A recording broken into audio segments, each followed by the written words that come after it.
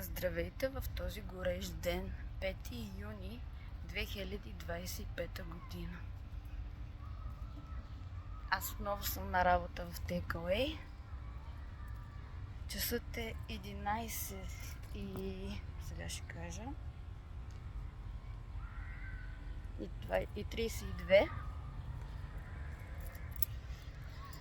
От 11 до 2:45 съм днеска на работа. И първа поръчка отново в Pizza Lab. Сега ще отидем да я вземем и ще я караме в Младост 3.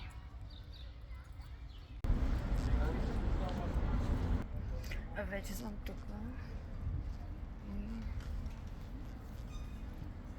Сега ще влезна да взема пицата. Взех поръчката. Имаме и салати. И сега ще я закараме.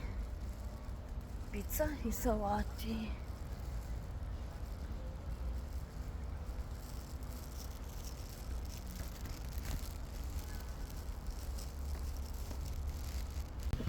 Така.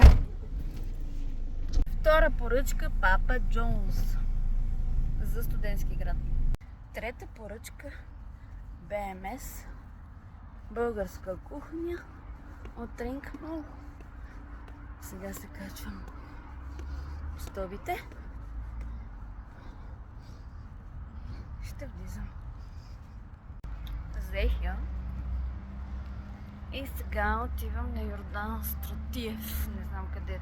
Сигурно в Студентски град. Ще видя. Взех поредната поръчка от Студентски град Донс. Поредна поръчка от Burger King в Paradise Mall. BMW и Audi се удариха в паркинга на Paradise Mall. И се беше случвало такова. От единия мол, Paradise, да докарвам храна в другия мол до НДК. Няма да повярвате къде дойдох. Взех поръчката от Шеф Ангелов. Оставих поръчката.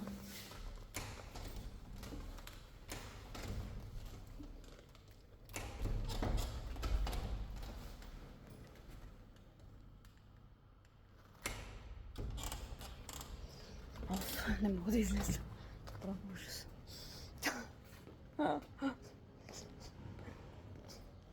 Приключи ми смяната в 2:45 и следващата ми е от 6:45 до 9.